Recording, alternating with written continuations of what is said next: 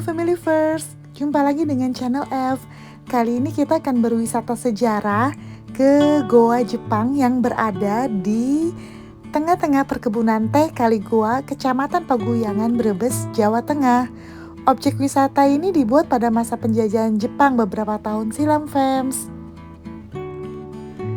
Kali ini kenapa kita membuat video tentang wisata sejarah ya, fams? Dikarenakan momennya berbarengan dengan acara kemah kita dengan komunitas Indonesia Nature Hike Community yang berlokasi di Kaligoa, Brebes. Tidak jauh dari lokasi kemah kita itu ada Goa Jepang. Sekalian deh, jadi kita bikin video YouTube-nya ya, fams. Perjalanan menuju Goa Jepang sendiri dari camping ground kita itu sekitar 3 km, fams. Dan bisa ditempuh dengan berjalan kaki, naik kendaraan roda 4 ataupun roda 2. Dan untuk roda 4 sendiri ini cukup aman untuk segala jenis tipe kendaraannya ya, fams. Dan juga tadi kita selama perjalanan kita melihat pemandangan yang sangat indah. Sekeliling kita itu penuh dengan kebun teh dan juga tadi sempat ada kebun buah jeruk, fams. Oh ya, tadi juga kita melewati pabrik teh dari Kaligoanya sendiri, fams. Menurut orang-orang sih teh Kaligoa itu sangat enak, fams. Jadi dia sejenis teh hitam. Saat ini kita sudah tiba di area parkir di depan pintu gerbang dari tempat wisata Goa Jepangnya sendiri ya, fams. Jadi dari area parkir ini kita masih harus berjalan kaki kembali sampai ke dalam goanya. Untuk jaraknya dari parkiran ini ke dalam Goa Jepang itu kurang lebih sekitar 1 km lebih sih, fams. Tapi tenang aja, ini jalannya kita nggak capek-capek banget kok, fams. Karena udaranya juga sejuk dan pemandangannya juga indah, fams. Dan kita juga bisa lihat ini adalah gerbang pintu masuknya ya, fams. Jadi ala-ala Tower Eiffel di Prancis, yang mana kiri kanannya itu ada kolam buatan yang bisa digunakan untuk bermain bebek-bebekan, fams.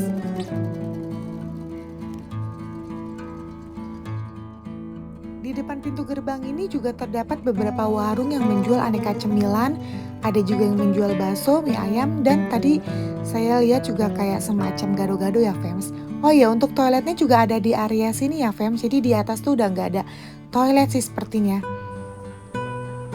Dan ini adalah pintu masuk ke Pancuran 7 Kaligoa. Tapi sayang kita nggak masuk ke sini, fams. Kita lanjut terus ke Goa Jepangnya. Jadi kita belok kiri apa lurus? Di sini kita bingung nih, fams. Jalannya mau ke kiri atau ke kanan? Kita sempat bertanya, katanya sama saja sih. Jadi kita ambil yang jalan lurusnya aja. Jadi kita mau lewat mana? Kita lagi nungguin Gojek sini.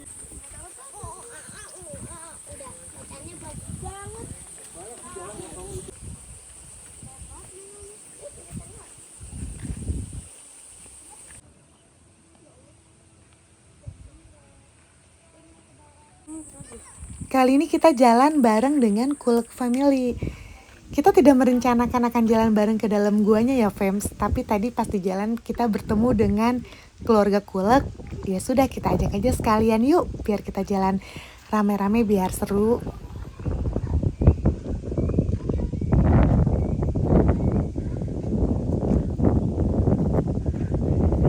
Om Dean juga di sini. Aku ngeliat tadi kayak anak Om Dean. Yuk. Gimana? Panjang. Untung naik mobil ya, coba kalau jalan kaki. Ayo kita masuk dulu. Pak, rombongan. Kalau gigi gue apa? Lilin yang goyang. Oh, ternyata kamar masukan. Namanya juga ini ada ruangan dapur. Aku mau sesuatu.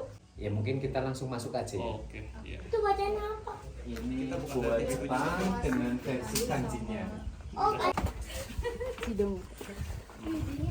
Aku tak dari dulu udah dingin apa belum? Iya, dari dulu sampai sekarang. Oh, ini ada rembesan airnya ya? Kondensasi nih. Kondensasi. Bukan pakai ospot kayaknya. Tetesan air dari perkebunan. Oh, itu alami. Aku mau ceritain sesuatu ke kamu. Tentara Jepang pun kesini merebut aset tersebut. Nah, setelah aset didapat, mendirikanlah markas tersembunyi di sini yang melibatkan warga sekitar Pandansari. Ya, nah, di sini pun ada sebuah replika sebagai media melengkapi daripada suatu peristiwa di mana terjadinya suatu penahanan sama orang-orang kita di sini itu saat berlangsungnya proses pembangunan gua berlangsung. Ketika ada para pekerja kita yang melawan sama tentara Jepang, maka mereka pun bagi yang melawan sudah dipastikan dimasukkan ke ruang tahanan. Adapun kedalaman daripada ruang tahanan tersebut di sini kisaran 30 meter. Cuman makin dalam itu untuk ruangannya makin sempit. Nah, ternyata selain ditahan, nanti di depan pun ada peristiwa penyiksaan, pembantaian, tentunya dengan berbeda alasan. Oh gitu. Nah, sebagaimana melengkapi suatu peristiwa para Romusa, saya mediakanlah sama replika. Nah, kita jalan lewat situ. Sini ya. Oh, ini Ya. apa? Ini tembus Iya, kita Bekasi. masuknya lewat sini. Agak nunduk ya kepalanya. Iya. Ya, kita ke kiri. Ayo pergi.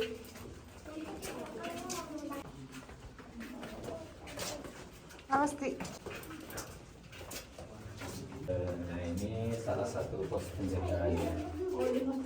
Ya, ketika markas sendiri masih dikuasai orang-orang Jepang, maka ini dijadikan sebagai pos penjagaan. Pos penjagaannya. Karena konsepnya Tuh, pos jagaannya bagus ini banget. sesuai kebutuhan tentara Jepang. Dilengkapi ada kamar pasukan juga di sini. Di sini gimana? Ini kamar pasukan. Ya, kamar pasukan. Jadi ada beberapa titik kamar pasukan beserta kamar komandan juga.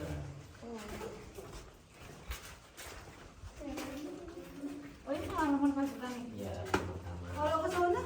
Nanti kita mutar. Ya. Ini ruang Romusa. Oh ruang Romusa. Kamu saya itu apa? Kerja paksa. Nah, adapun pembangunan gua sendiri dibangun selama 2 tahun dengan panjang keseluruhan ada 850 meter. Dengan panjang 850 meter itu hanya dipahat sama para pekerja kita. Dan ada pun yang dipahat di sini jenis tanahnya tanah cadas. Dan hebatnya orang-orang kita, mereka hanya mengandalkan alat manual, alat-alat kadarnya, sudah menjadikan sebuah markas tentara Jepang dengan penerangan menggunakan obor sebagai sumber pencahayaan. Ini pos-pos juga. Ini kamar. Pokoknya ada bangku pas penjaga. Di kamarnya nggak ada pintu. Ya kayak efek. Ini Berarti bangunannya ini asli dari kamar dia. Iya, Ada. ada renovasi. paling lantai atas. Oh lantai. Ini ruang penyiksaan. Nah, ruang penyiksaan di sini terjadi bagi mereka yang dianggap malas ataupun lalai dalam bekerja. Padahal bukan karena malasnya orang-orang kita dalam bekerja, melainkan salah satu faktornya itu di sini kurang makan. Kurangnya makan sehingga para pekerja kita pun nyatanya dalam bekerja kurang maksimal. Nah, ada pun yang dialami orang-orang kita sewaktu di ruang penyiksaan, gambarannya pun sekarang tentu ada pada replika. Karena bentuk daripada replika pun menyesuaikan ketika orang-orang kita bertugas sama tentara Jepang di ruang penyiksaan. Jadi kami memperoleh informasi pun daripada narasumber kita yang terlibat langsung sebagai pekerjanya. Jadi insya Allah informasinya itu valid, akurat. Karena kita pun tidak mau berbohong. Ya mungkin kalau kita bilang berbohong, mungkin teman-teman wisata itu ya percaya saja. Tapi kita menceritakan berdasarkan informasi yang kami dapat. Di sini pun ada lantai yang masih alami. Ini yang dinamakan sebuah jalur labirin. Jalur labirin ini dikonsep sama orang-orang Jepang setelah persenjataan masuk ke dalam. Dibikin sebagai pengacauan untuk para pekerja kita demi menghindarkan sebuah gudang senjata. Nah, ini kebetulan lantainya masih alami. Dinamakan sebuah lubang jebakan. Oh gitu. Di mana lubang jebakan sendiri dibikin sesuai bentuknya itu menyamakan gudang senjata. Jadi bertujuan untuk mengecoh juga kayak gitu. Jadi konsepnya itu luar biasa. Karena konsep yang luar biasa dan ternyata petugasnya di sini terlalu capek untuk menggunakan. Ini ketika para pekerja kita mengantarkan sebuah persenjataan, tentunya di gudang senjata, dan sesampainya di tempat pun nyatanya mereka tereksekusi dengan tujuan menghilangkan jejak sebuah gudang senjata.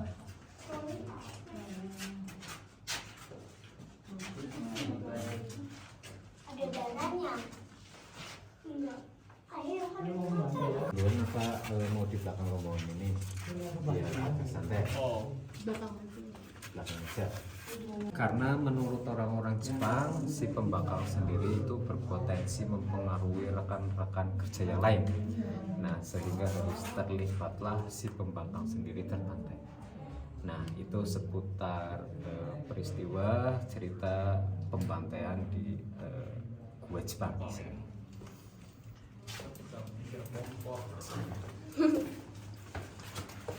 Jalur tembus juga. ada apa, Mas? Jalur tembus ini di belakang bukit. Tujuan dibikin suatu jalur tembus tersebut sebagai jalur alternatif mempercepat pembuangan tanah yang udah dipahat dulu. Dengan tujuan tanah-tanah yang dibuang di belakang itu terbawa arus sungai jadi tidak menumpuk. Nah, setelah markas jadi difungsikanlah sebagai sirkulasi udara. Jadi insya Allah di Gua Jepang sendiri oksigen itu nggak kurang di sini karena ada sirkulasi udara yang dari pintu belakang maupun dari pintu depan kayak gitu. Ya, apa jalan tangga ya?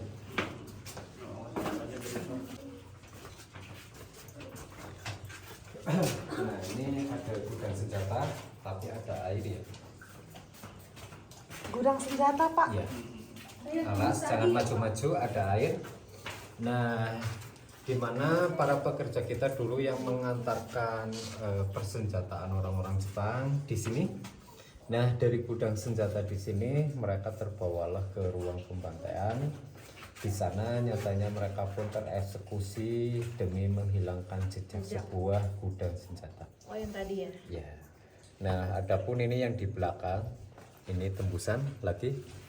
Jadi ketika pembangunan gua berlangsung, nyatanya di situ pun ada tentara Jepang yang standby untuk mengawasi para pekerja kita yang ada di luar. Jadi untuk pengawasan itu waktu pembangunan itu super. Nah, dilengkapi sama ruang dapur juga di sini. Wih, buat masak. Iya, untuk itu.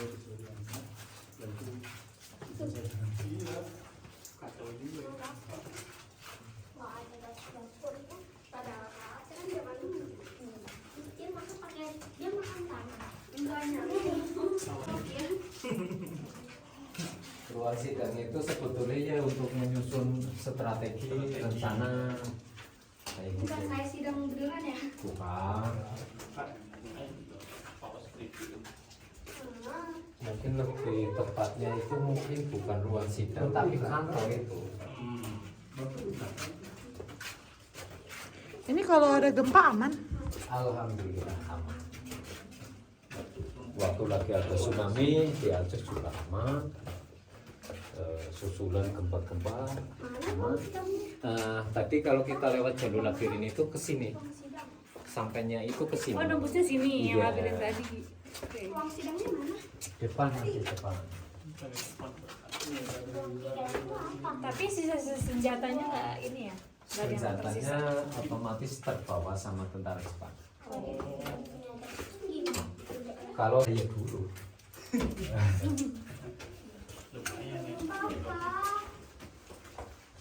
Kalau yang pada disiksa itu terus mayatnya dibawa kemana? Disiksa itu kan nggak dibunuh. Oh, nggak ada yang dibunuh Iya, ya? Nggak ada yang sekedar dieksekusi. untuk mempertegas tujuannya itu biar lebih giat bekerja. Oh.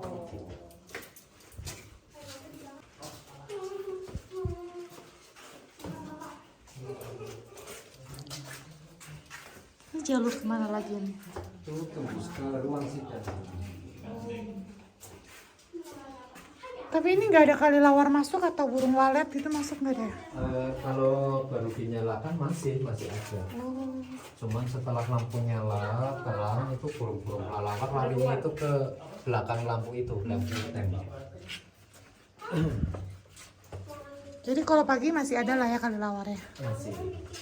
Nah ini ada versi kamar komandannya juga di sini. Oh, lebih luas. Ya ini ada lampu yang versi obor. Nah mungkin ini gambaran ketika pembangunan gua berlangsung. Nah mungkin untuk penerangannya itu seterangnya itu segini. Oh, nih. Iya. Larangan dulu obornya. Pakai obor. Itu terangnya segitu. Oh, ini juga ya. Kayak gini. Ya. Kalau lampunya zaman dulu kayak gini. Itu maksudnya setengah lampu. Ini kamar komandan. Ada lampu yang kayak gitu. Kalau ini ruang apa? Nah ini yang ada keramiknya. Dulu difungsikan orang-orang Jepang itu sebagai tempat ritual mereka. Nah, setelah ditinggalkan kita alih fungsikan sebagai tempat ibadah yang sampai sekarang pun masih terpakai. Ibadah Sholat. Masuk kan? di waktu-waktu tertentu atau kapan waktu bisa dibuka? Sholat fardu. Kadang-kadang ada yang pas duhur, ada yang dari teman wisata itu sholat di sini. Cuman ya jarang sih. Petugas paling di sini sama petugas senior itu kalau ibadah itu di sini. Ini ruang sidang. Ya. Ruang sidang itu apa? Jadi untuk tahun 45 pun markas Difungsikan Gua Jepang lagi. ini masih difungsikan ataupun masih dipertahankan sama orang-orang Jepang. Cuman setelah orang-orang Jepang sendiri mengetahui adanya kemerdekaan, nah barulah orang-orang Jepang sendiri meninggalkan markas tanpa ada perlawanan. Nah ternyata setelah ditinggalkan orang-orang Jepang, markas pun sempat murbakala selama 35 tahun. Jadi selama 35 tahun itu nggak ada seorang warga pun memasuki wilayah sini. Nah barulah menginjak tahun 1980 itu dari warga sekitar mulai berdatangan ke sini mencari peninggalan dan ternyata kayu-kayu penyangga yang udah ada lah. Kayak gitu. Nah mungkin kalau kepengin tahu kedalamannya ceritanya itu bisa melanjutkan di YouTube.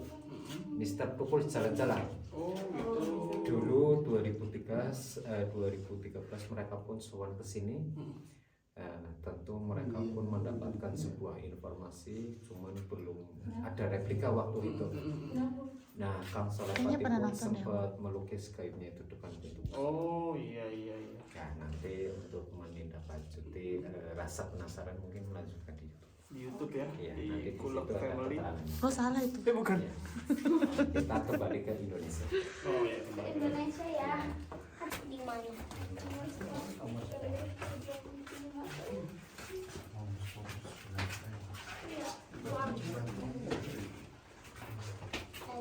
Nah, ini ada batu yang masih ada luka pahatanya.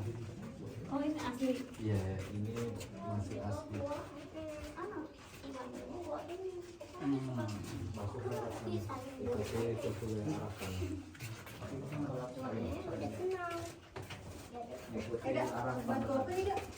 Masih asli ada pahapan. Pikiran itu.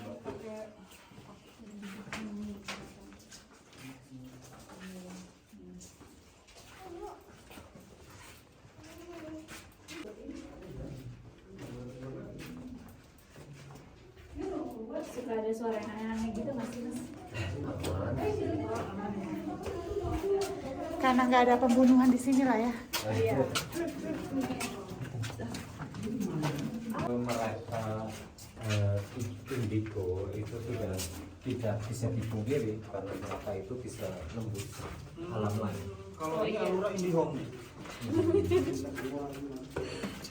Kalau orang yang gue jalan sini bisa nemu apa? Yo udah pasti. Ini penampungan air dari kaki Gunung Selamat. Bisa kita medik. Hampir ke situ.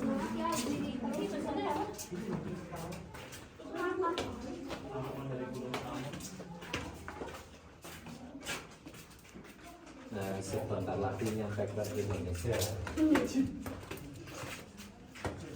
Kita jalan-jalan ke depan.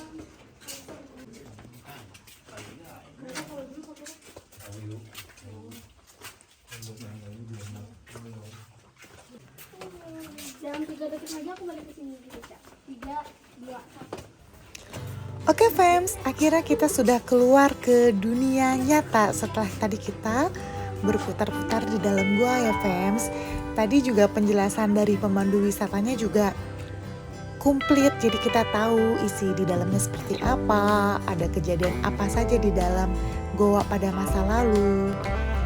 Nah, sebelum kita balik ke tenda, Persti dan Alura ingin naik ke atas kebun teh ini fams dan mengambil beberapa fotonya fams. Setelah puas mengambil foto di area kebun teh ini, Persti juga menggunakan kesempatan bermain bebek-bebekan di depan pintu masuk yang tadi loh fams. Semangat! Oke, family first, untuk video Goa Jepang di Bumi Ayu kali ini kita udahin dulu ya. Saatnya kita akan kembali ke tenda. Bye-bye.